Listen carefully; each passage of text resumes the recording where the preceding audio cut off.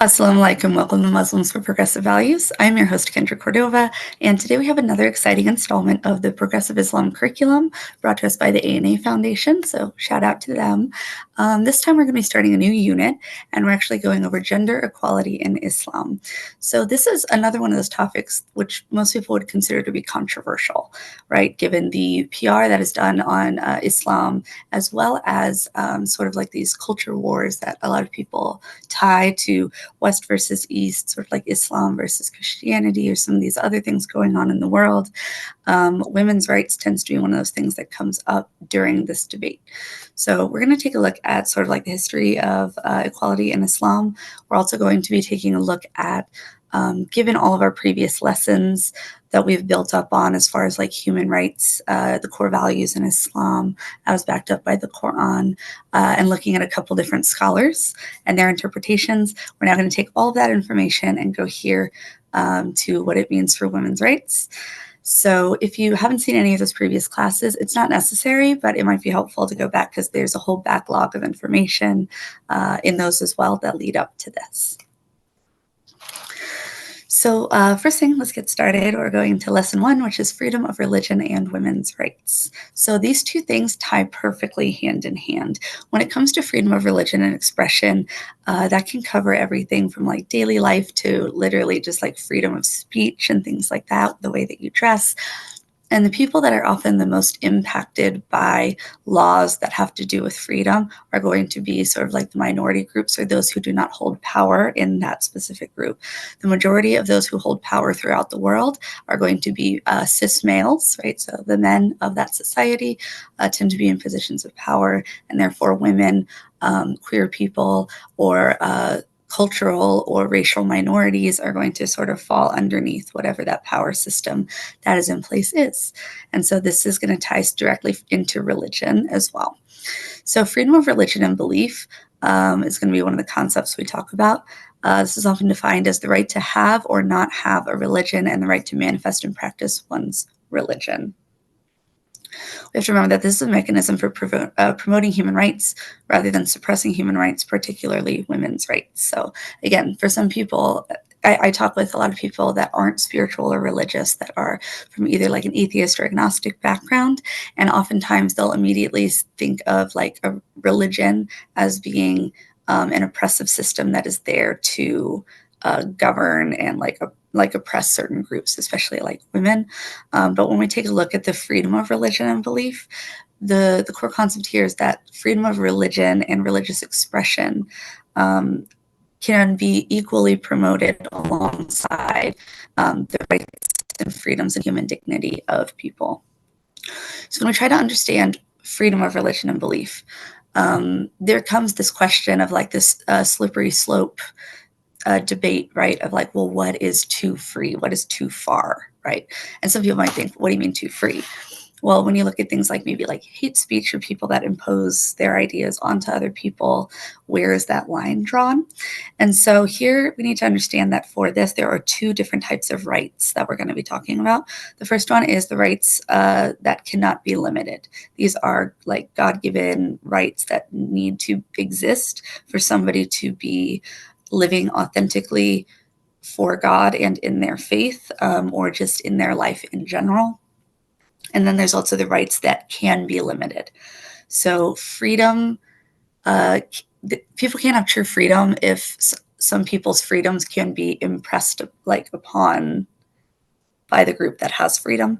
A really basic example of this that has nothing to do with religion is the idea of traffic laws.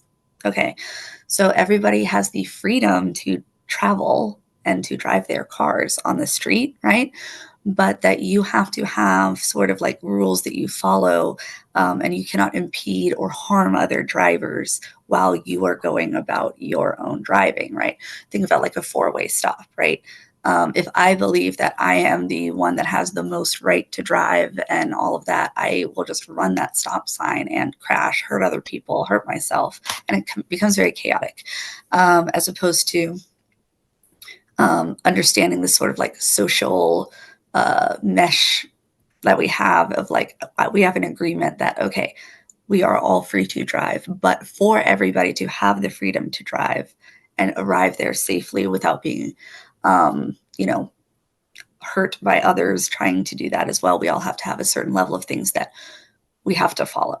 And that's sort of where this comes with the rights that can be limited, is like there is a limitation when it comes to the way that you are affecting the people around you, your communities, and things like that.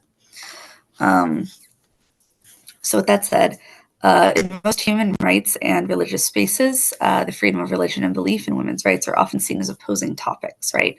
So this is due in part to the misconception that because freedom of rights and belief protects the right to practice religion, it therefore assumes to protect misogynistic aspects of conservative and patriarchal interpretations of the religion. So we're going to break that down today.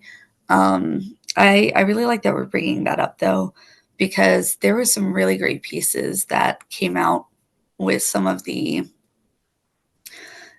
social and like cultural understanding of the way in which super like freedom of belief groups will actually help and encourage groups that are oppressive and patriarchal, because they will say, well, that's a part of their faith, therefore they should have the right to do it, without understanding that there are these rights that can be limited for the safety and boundaries like of other humans, right? So just saying that I'm doing something because it's my faith doesn't automatically protect it, if that makes sense. Like we do have to have some protections in place for people to be able to live and exist and all of that. So protecting religious freedom does not equal a right to oppress or abuse others. So keeping that in mind. So it's important to acknowledge that much of what we understand about the contradiction between the freedom of rights and belief and women's rights is not actually a religious issue, and rather it's a cultural one. Cultural beliefs, especially those that are patriarchal and regressive, are easily disguised as religion, especially when religious texts are manipulated to suit these cultural beliefs. This makes increasingly difficult to criticize and challenge these religious beliefs, when what should be challenged is cultural practices that are regressive or patriarchal. The challenge is compounded by the fact that individuals with harmful cultural beliefs claim their beliefs are protected because of their association with religious freedom, when in reality, their regressive beliefs are actually a result of culture, not religion. A really great example of this that I found when I was studying like world religions and doing some like sociology stuff through college was another hot button, topic here is the concept of honor killings, which are often tied to Muslim majority countries. However, there is an extremely high rate of honor killings in India as well.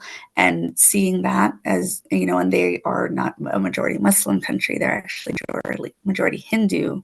So be having two completely different faiths in the same sort of general region with each other, having the same increase in a certain human rights abuse shows that like a lot of these actually do come from a cultural issue, not just tied directly to the faith. So basically the faith is used as an excuse for a cultural a cultural act, right, or belief. If you strip off the religion, it still exists in any person you grab that has like a general cultural influence from a specific region. I always found that really interesting as well. So these cultural beliefs often merge with religious practices to the point that it becomes nearly impossible to distinguish between the two, and patriarchal misogynistic interpretations of religious texts become accepted and practiced by major religious groups. However, when we expand the definition of freedom of religion and belief to include interpretations by othered populations, remember those like minority groups, the people that aren't the ones that are in power at the time, we can see it's actually an essential component to gender equality because it empowers women to make decisions about what their faith means to them, and at the same time offers them a greater agency over their daily lives. But how does this freedom to read and interpret religious texts actually impact Muslim women's lived reality? So we're going to take a look at that. Here's another way to like take two different religions and strip away and find the exact same thing. You guys know, if you've seen all of my other videos, I grew up in the Catholic Church, and because of this, and it wasn't just like we went to church on Sundays or went to mass on Sundays. I mean like religious schooling for like 10 years of my life. Uniforms, mass 2-3 times a week, all of my after school activities and everything were related to the church. So it was like the whole lifestyle, right? And it is almost identical in the way you have the mosques today, in that you have a male religious figure who you are to go to for all of your information, right? And when you look up and you see like the altar boys, as they're called in Catholicism, you see like the men and the boys getting to be closer with the religious figure here of the priest. Even though that the women also have to go to them to sort of like get the spiritual guidance, but women don't really have a religious woman to go to for that spiritual advice at the same religious building. And this is something that I know a lot of Muslims I've talked to run into, is that you'll go looking for a local scholar, and 9 out of 10 times it's going to be a man. So again, this is where that patriarchy like blends into the faith, and they'll say, "Oh, well, that's just because of the religion and the faith," but you can see it across different faiths and different cultures. So it can exist. That patriarchy is there, regardless of what faith you put on top of it. So freedom of religion and belief, and then we're going to look at, for Muslim women, these rights include. So like a comparison between general and then more specific. So freedom of religion and belief includes the right to have or not have a religion or belief, the right to manifest and practice a chosen religion or belief, and the right for religious communities to maintain privacy to express and practice their belief. For Muslim women, that's going to be freedom to interpret religious texts, freedom from forced marriage, child marriage, and FGM, and freedom to marry the spouse of their choosing, regardless of their religious affiliation. Speaking of that, I want to do it like a shameless plug here really quick. I'm almost done with the final edits on what is going to be the first book published by the MPV Publishing branch this year since I've taken over, and it's called Between Love and Tradition, and it actually is written by all of the viewers of MPV from around the world who decided to give us their information on this, about what it has been like for them in a multi-faith marriage. So either like Muslim and like Christian, Muslim and Jewish, Muslim and Hindu, whatever these were. And they're going to explain what it has been like for them, their perspective on having a strong relationship with like this like multi-faith relationship going on. First right we want to talk about here is to interpret religious texts. This presents the most liberating example as how freedom of religion and belief can be used as a tool for Muslim women's equality. Previously, when we were talking about sort of how we came to some of these ideas about faith, we talked about how we're always asking the same people, right? They'll say like Arabic speaking, or if you can even go like closer to that, right? Like Saudi or some sort of like Middle Eastern or Near East male scholar. That's going to be the guys that you grab, right? They're all taught by the same people. They all live in the same culture. They all talk to the same people. And then you get this repetitive answer. And since you get this repetitive answer, people will say, it must be the right answer because that's the answer we're getting all the time, when you fail to find scholars from all different backgrounds to speak on that topic, right? Islam is a very diverse religion. It has a diverse expression from around the world. Islam is in every part and corner of the world.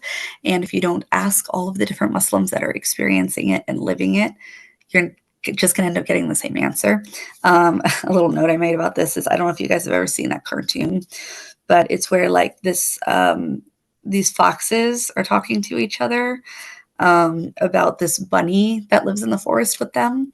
And he was like, hey, I heard that wolf, the bunny told me that wolf guy was like being really mean and cruel and creepy. Like, I don't understand that. Do you?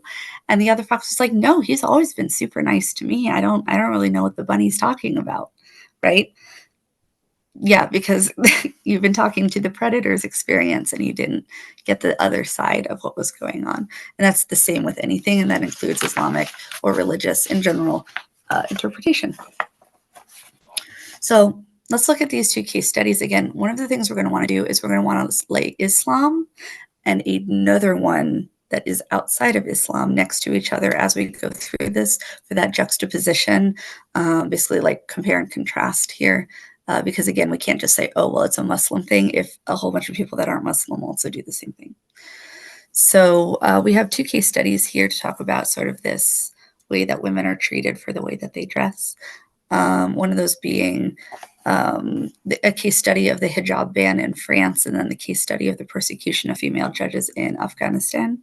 So case study one, we have since 2004, France has enacted a number of laws restricting the right of Muslim women and girls to wear headscarves in public and private places. These laws, done in the name of secularism, have been criticized as limiting the religious freedom of Muslim women to practice their interpretation of Islam. So, whether you are choosing to wear a headscarf or not, whether you're choosing to wear modest clothing or not, right? Telling someone that they have to wear this certain outfit or else, right? Like jail, assault, any of those other things, is the same whether you're telling her to put it on or take it off. You should never, ever, ever be telling a woman that they need to wear less clothes for you because you don't like the reason they're doing it. In the same way, you should never make someone wear something because you believe it's the right thing to wear. Right? Okay, so let's take a look at like that flip side here, persecution of female judges in Afghanistan. Following the rise of the Taliban led government in Afghanistan, 2021, 270 women lost their position as judges in the country. Like other Muslim majority countries, the legal system and therefore the responsibilities of judges is directly linked to Islamic jurisprudence and an understanding of Islamic law. By excluding women from the legal system, the Taliban government limited the ability of Muslim women in the country to freely interpret religious texts and apply them in legal systems. So again, this is like the fox versus the bunny, right? Like, again, if we're asking the same type of person all the time, we're going to get the same answer. But it doesn't mean that it's the only way to see it. It's not the only experience people have with it. And it's not the only people that are involved. This goes back to that line from the Quran, Surah 2, Ayah 256, let there be no compulsion in religion, for the truth stands out clearly from falsehood.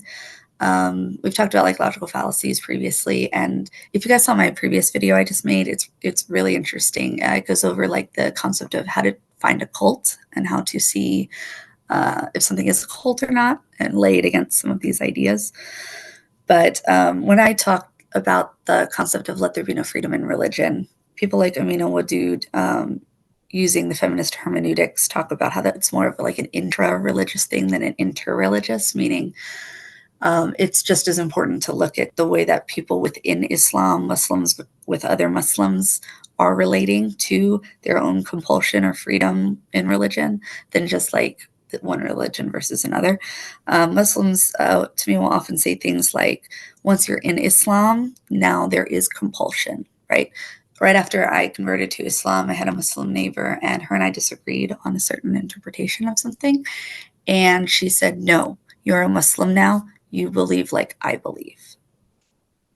And I was like, oh no, right? Because I knew some of these things that you need to double check for when it comes to finding truth seeking, and things like that. And so one of the ways to do that is that if you have a Muslim that says that once you're in Islam, you have to follow what everybody tells you to do, remember that those Muslims, if their religious or government or whoever leader ended up being from a different sect or a different interpretation or school of Islam than themselves, they're very quickly going to want to turn around and start saying, oh, wait, no, but I should get to practice Islam the way I believe it and nobody should make me. And yes, that is the point. So that's what we're going to get to. So as I said, Amina Wadud, feminist hermeneutics, she reads this verse as being less about the interfaith and more of the interreligious pluralism. More of the interfaith rather than the interreligious pluralism. More about the intra-religious pluralism, interpreting and practice within the singular religion. So let's take a look more at like Muslim versus Muslim sort of freedoms and making sure that we are allowing each other to have that freedom to get to know and experience God. It's really important, and this has to purely be a personal decision. How an individual practices Islam is a decision that must be made freely by the individual to be considered valid for God's judgment. As we know, in Islam, God only judges people for what they are aware of and what they are choosing to do. things that are done without their choice or things that they have no control over are not on them. And so if someone is to be trying to get to know God and getting those like maybe good deeds that they're seeking or the truth that they're seeking or trying to build that connection with God and they're being forced away from it, right? You're actually denying them the ability to have that pure, like to be able to be judged for their actions, to be able to, do their best in the eyes of God. Remember that Allah judges us based on our why, not actually on the action, which we saw in some of the Hadith Qudsis that are brought up about how there are people on Judgment Day who were Quran reciters or scholars or whatever. But the reason why they did the stuff that they did was so that other people would think that they were important, not because they wanted to do it for the sake of God. And that, ultimately led to their demise. All right, in practice, here we go. Marriage reform in Tunisia. So in 2018, the late president of Tunisia, let's see if I can get his name right. Me and names, terrible. Benji Cade Essebsi? There we go, maybe. Called for a change to the country's constitution, which prohibited Muslim women from marrying non-Muslims, despite the fact that Muslim men were legally allowed to marry non-Muslim women. In his demand for this reform, he highlighted women's right to freedom of belief and conscience, which was enshrined in the 6th chapter of Tunisia's constitution. So I think we did bring this up in a previous one, but for those who want to do like a contextual reading of the Quran, one of those things is that the idea of women being seen under the care and property of the male, especially in these more like tribal situations. The belief is that the woman would have to change to whatever religion her husband or their family was. And this isn't even just an ancient concept. This can even happen now. For example, this happened to my parents. My dad was a Catholic one, and my mom, actually, her family is Church of England. And because of that, they were not allowed to marry until she took classes and converted to Catholicism and was approved by a priest. So understanding that, like, you would want to protect a Muslim woman from being socially or culturally forced to convert for the man that she's marrying, that makes sense. But if you are in a secular country or a country that does enshrine freedom of religion, there's no reason why a woman wouldn't be able to marry a non-Muslim man because there's no pressure or force on her to convert outside of Islam. So let's take a look also here at taking a look at, let's see, what do we got? I have notes all over my page. Okay. Some of the things that were going on with early Islam, the women in early Islam in the first like few decades or so after the time of the Prophet Muhammad, peace be upon him, and why we need to bring that back. So we can see examples of women at the time leading prayer, delivering khutbahs, issuing fatwas, deliberating on Islamic law, participating in religious courts. During the earliest days of Islam, Muslim women, especially those related to the Prophet, were prominent and important transmitters of hadith and were considered experts in Islam and Islamic jurisprudence, right? Everybody always talks about Aisha, one of the wives of the Prophet, how she was this amazing scholar. And it is very strange and hypocritical that a woman is the reason why we have most of these hadith, but women are discouraged from being in Islamic scholarship or being able to make rulings and being a part of the conversation here. So it's very ironic to think that the reason we have it is because of a woman, and then they're like, just kidding, now it's just men. So let's see. I wanted to go over this first before we move on. So progressive Islam in practice. Continuing early Islam's tradition of women as spiritual leaders, Muslims for progressive values, promotes and legitimizes women's spirituality and equality in Islam. These programs have resulted in women in the United States and Europe taking ownership for their imama status, to lead mixed gender and non-segregational congregations in prayer, and to deliver khutbahs and in advocacy efforts for the appointment of Muslim women as Sharia court judges in Kenya's Qadi court. So it's popping up. Now, we're about to get to some historical context that's really, really important, because people say, well, that is just the West being all Western and liberal, and that's why women in the West can do that. But if you back up a couple centuries, you're going to see that that was originally flipped, and it was actually Western colonialism that broke that down in Muslim majority societies. So we're going to look at that in a minute. But here's a quick list of some prominent Muslim women religious authorities from the 7th century up to the 19th century. We have some examples like Aisha, who I just talked about, Aisha bint Abu Bakr, Amra bint Abdul Rahman, Zainab bint al-Khamal. Let's see this one. Here's a new one. Satata al-Mahamali. There we go. al-Darda, Fatima bint Sa'd al-Khair, Amatullah. These last two I haven't heard of recently in any of my readings. Unfortunately, they gave me the script. There are a few others. I don't want to botch their names out of respect for them. But yeah, there are so many. You guys know I'm always in my books and in my studies, right? And there are so many that I most scholars don't even know all of them. There are like hundreds of female scholars, if not thousands, that are documented from these earlier Islamic societies and going throughout history. So go find them. They're there, right? Especially like we've got the internet nowadays, so we can all go find as many as we can, share their names, share their stories, share their information. This is everything from jurists and experts on fiqh to hadith scholars, right? Transmitters, Sufis, all sorts of people. So just go find them. They're there.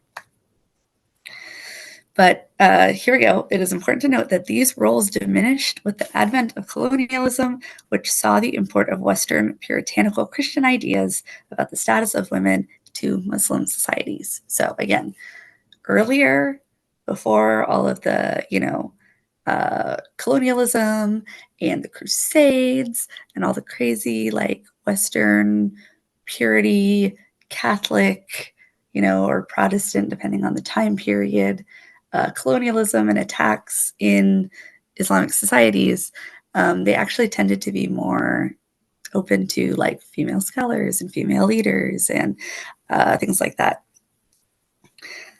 And this is because in any society across the world, okay, pick any culture, any society, any time period, during times of war and conflict, societies become more conservative, more tribal, and they are less progressive in everything from education to science to anything you can think of. Things become extremely controlled, and everybody is like working with like us versus them mentalities, and the people in control scared that they're going to lose that control either from sort of like the people within their society or culture coming up and rising up in like a coup type style to just being taken out by the people around them. Everybody has to unify against the other, and when that happens, you get the black and white thinking we've talked about previously. And once you get into that false dichotomy of like you're either with us or against us or any of that stuff, you go backwards. You just do. And this is what's happening even in the West right now today. Not the whole West, but you guys always like to point out my American accent. Yes, I am American. And we have this issue right now, right? Because when there's instability, people become tribal. And so this is similar to, you can see this not only with women's rights falling backwards, but the criminalization of homosexuality that was previously more open and less stigmatized in certain time periods in different Islamic cultures. Simply it's like the Abbasid Caliphate, like Abu Nuwas, the poet, who was openly writing like homosexual and homoerotic poetry that was like passed around and everybody was okay with it. And the Ottoman Empire and things like that. Again, when you had this shift into like this super patriarchal, only men can be priests and the Pope and all of that like male dominated stuff that came over, it started imposing itself in anybody that was colonized by those people. And then you can even see this today because with the West continuing to destabilize different Islamic groups and minority groups around the world, this is going to lead to a decrease in tolerance in those societies. You're only going to find during times of peace and free societies that you're going to have these breakthroughs in like science, psychology, cultural, social flourishing, and things like that. So if there's a group that is under siege, you're going to get more sexism, you're going to get more homophobia, you're going to get more racism, and things like that. But I did want to point out as many of those as I could pronounce, me and my names, but as many of those because, again, we need to remember those people and we need to go back and we need to reawaken that truth that there have been women in Islamic scholarship forever, right? And again, before we get on to lesson 2, I just also want to point this out because when I'll talk to more traditionalist or conservative scholars, they always talk about wanting to go back to the purity of early Islam and the Sahaba and the Prophet, right? And I'm like, but you do realize that, again, like, it was a woman that gave us all these ideas. Like, if we're going to go back that far and you really want to just return to the original state, you need to have women scholars. So that's another thing. Just remember that. All right, moving on to lesson 2 for the second half of our class. Are there any questions or comments that you guys want to put in the comments really quick? I can answer before we move on.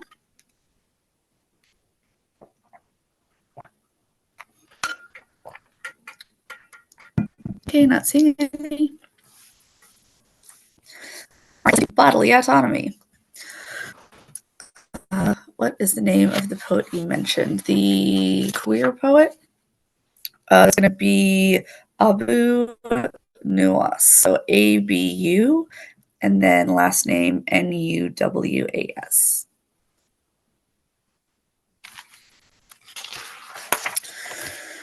And of course, even looking at any poet, even just most popular, if you want to grab like Rumi or Hafiz or any of those other ones, you can notice some potential homoerotic or just same-sex, like romantic relationship stuff going on as well. But yeah, that one specifically was more known for the public poetry or homosexuality.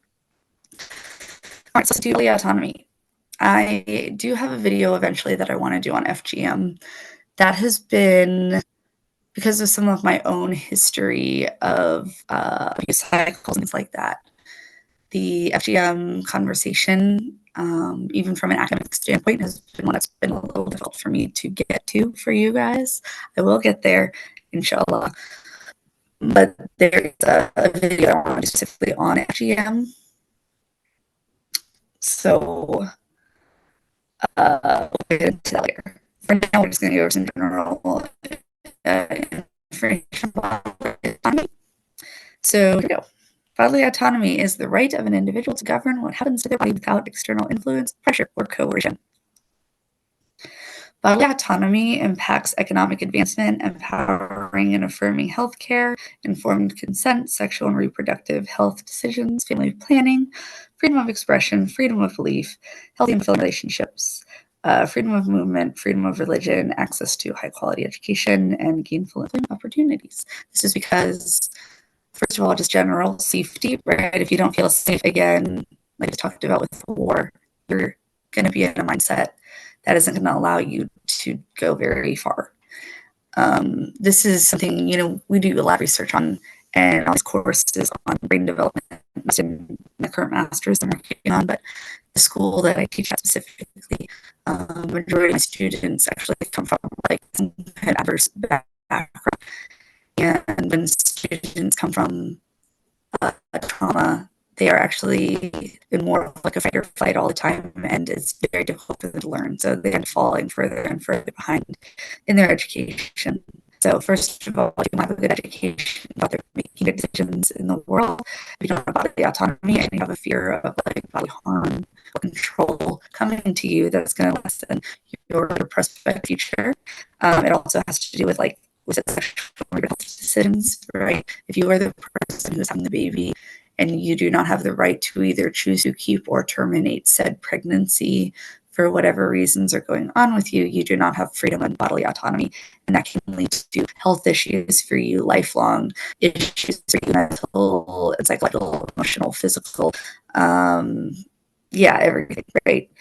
I would say economic advancement, freedom of religion movement, all of that. Freedom of movement is a great example too, right? Again, having that like need of to have like a man's permission, or he has to be with you, like leave your house. You don't have the freedom to just go to the store. If you don't have the freedom to move in the world that Allah gave us freely, right? That's you don't have autonomy. So keeping track of this for ourselves and for others is important. And I want to point out, we've talked about this in previous classes, but context and understanding the time period is going on socially, economically, culturally, etc., is really important. Understanding what would be considered more free or less free, or more progressive or less progressive. Because early Islam was extremely progressive for its time, even though people now to some things at the time would not be considered progressive today. And also remembering that even today, we still have a long way to go.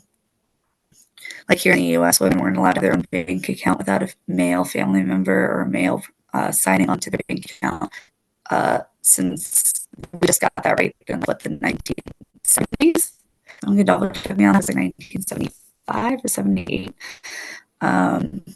So that was very recent. This is still a thing right now. So regardless of the time we're talking about, we have to also take that stuff into context while still continuing to push forward through to further autonomy and freedom. Sorry for my voice today, guys. By the way, I had a kind of a rough week. Speaking of work, I had to help break up a couple of fights.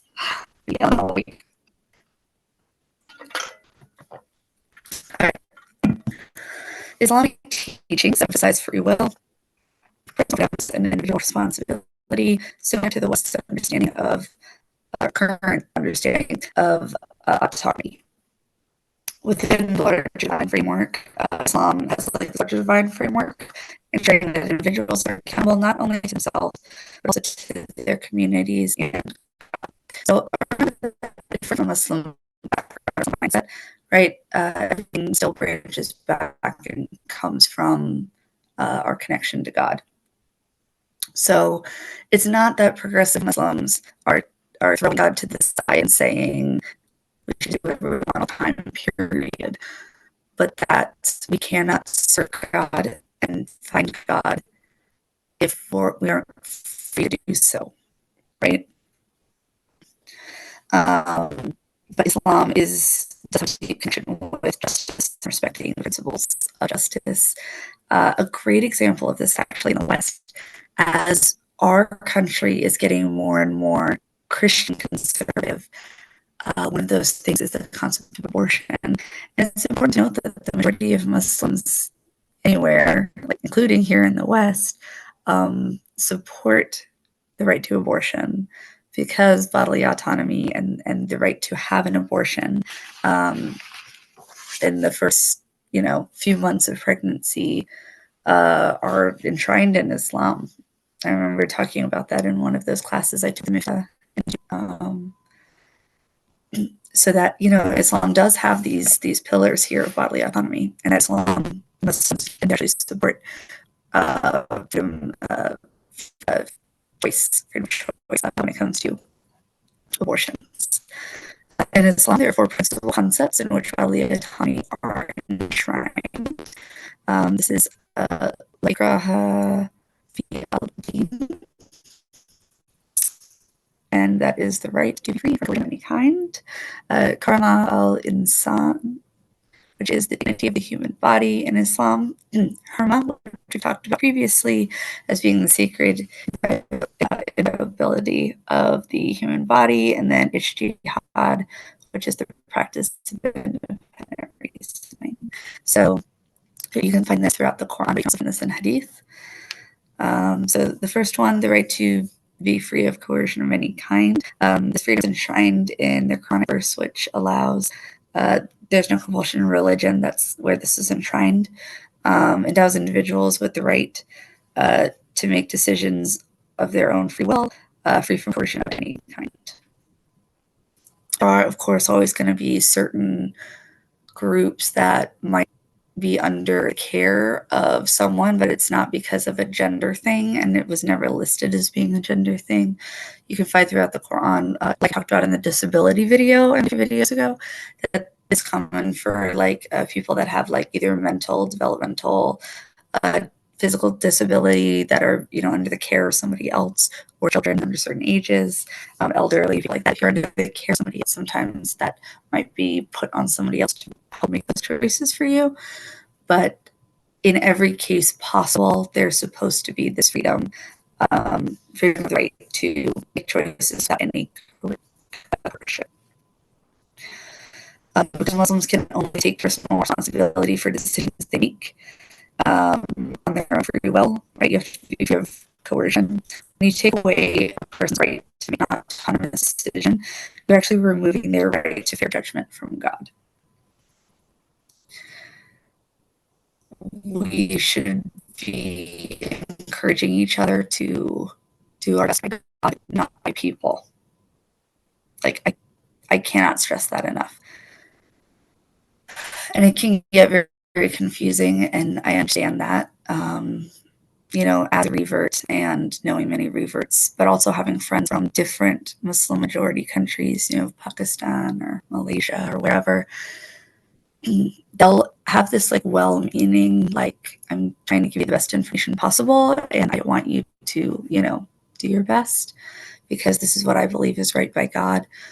But you can't get pulled in 10, 20 directions, right? We are each trying to seek God, and we can't force somebody on our path, assuming is what's best for them. If we can't, it's individual. We're all going to be judged by God individually, so we have to allow the individual to earn their fair judgment. And then let's see, the second one, the dignity of the human body in Islam. This concept of human dignity, as we understand it in Islam, is enshrined in verse 1770 of the Quran. And that is, indeed, we have dignified the children of Adam, carried them on land and sea, granted them good and lawful provisions, and privileged them far above any of our creatures. So this dignity affirmed by God, who, quote, dignified the children of Adam, is the right of every person, regardless of their identity, because we are all children of Adam. In extending this dignity to every person, the dignity is also extended to each individual's body, which God has entrusted us to preserve according to our own free will. One of the amazing things about Islam that I love every time I read, whether the Quran or, some of the quotes from the Prophet Muhammad, peace be upon him, is the idea that there's no like racism in Islam. People just exist, but that it is not enshrined in the doctrine. And one of the reasons I find that so interesting is because I have many friends that come from the Mormon church or the Mormon background of LDS, and it is actually in their texts that people with dark skin, there was actually a curse put on them by God, and so that people with white skin are seen as like better.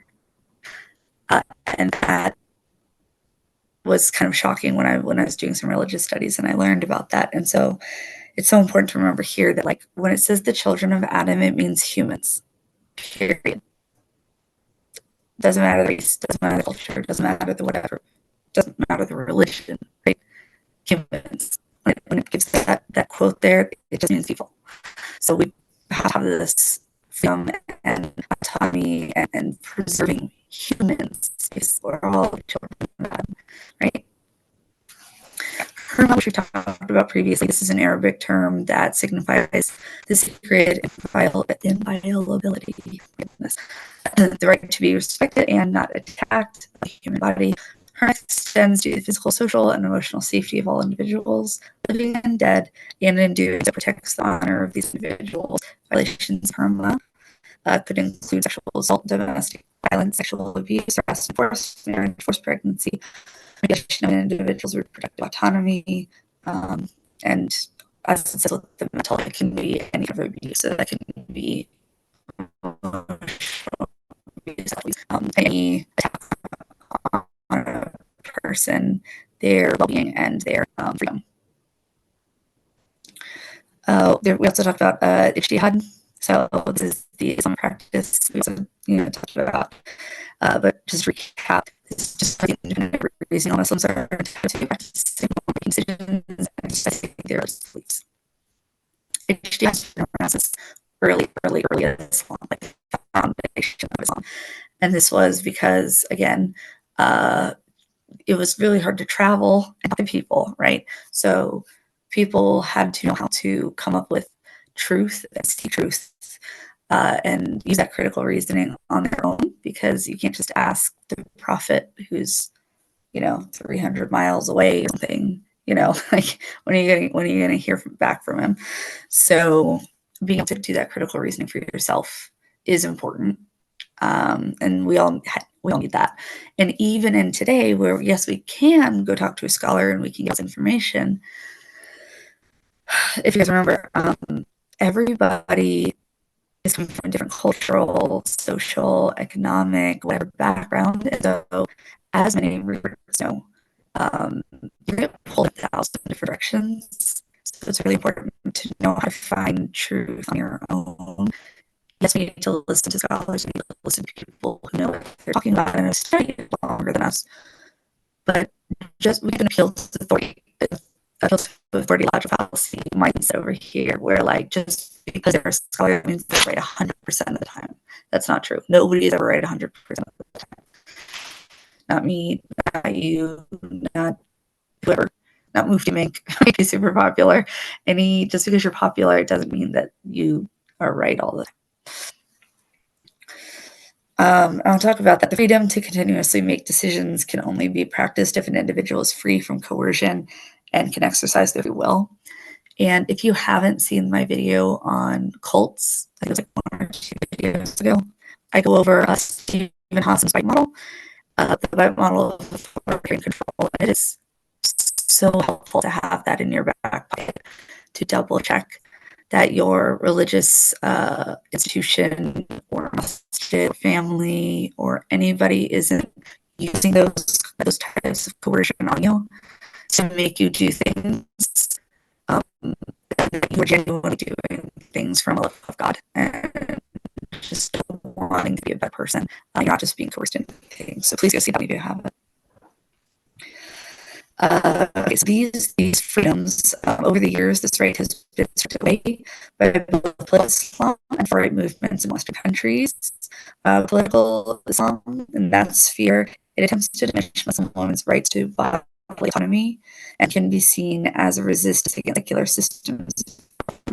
Again, when you get into an us versus them mentality because of war, because of conflict, and things like that, you're going to look at the other side and you're going to black and white everything. So you're going to say that side attacked, therefore every single thing about them must be terrible.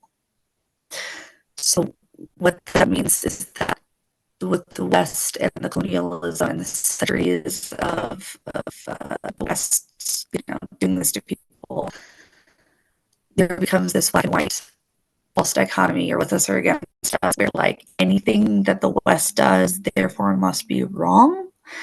And so they say, we want to fight, we want to be like the bad guys, we don't want to be like the guys that are causing all this conflict. So what they do, we shouldn't do. So they're secular, so therefore we shouldn't be, because we don't want to be like them.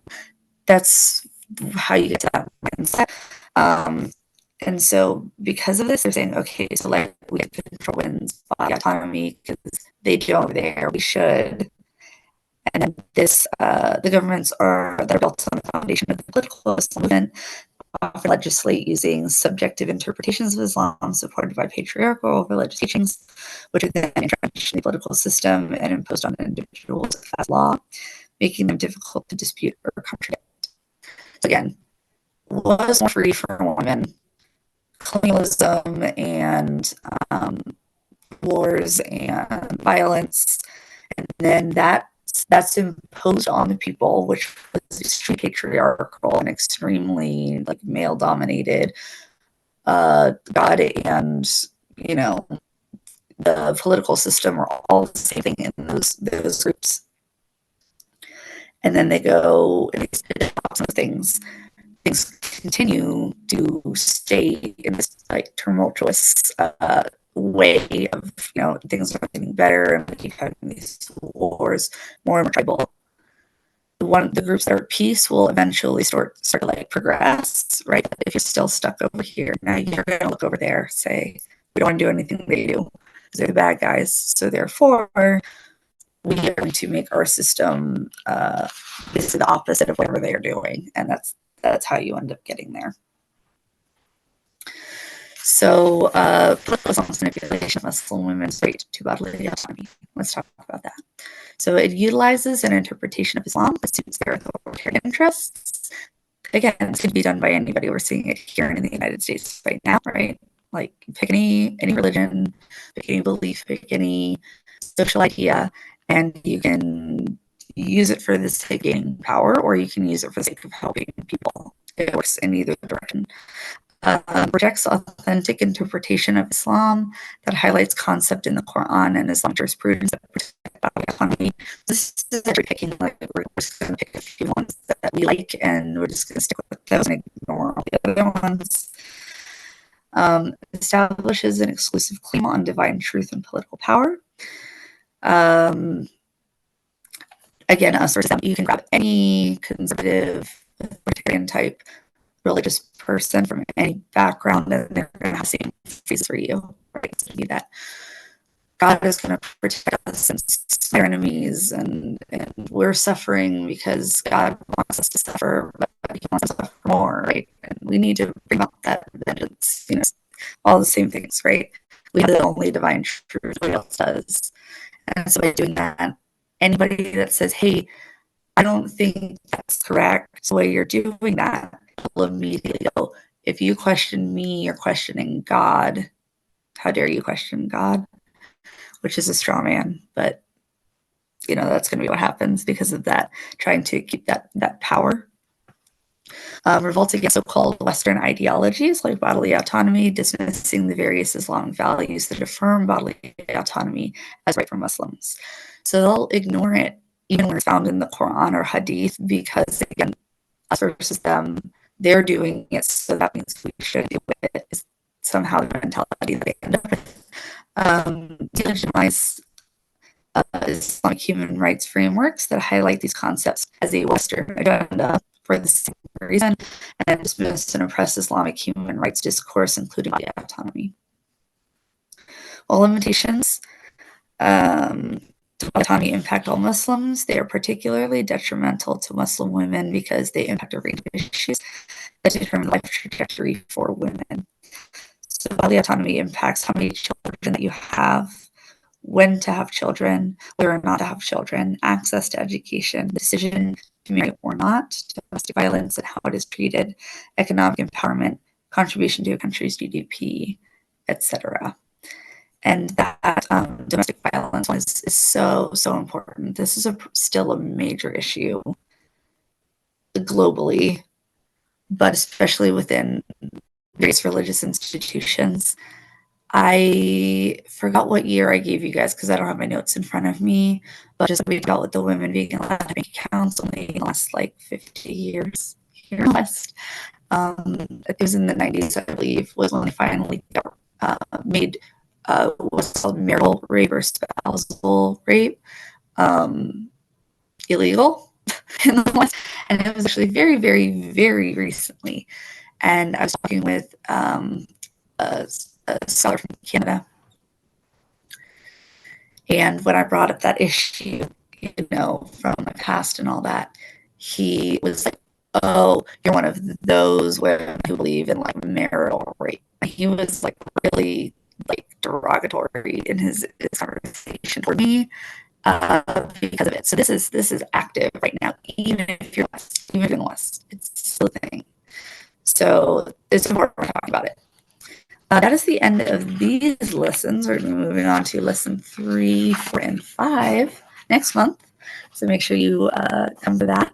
I'm going to stop our video here in just a sec so we can have our Q&A section. But quick to those who are watching later on YouTube or anywhere else, I just want to say thank you for watching the video. We'll have more coming up.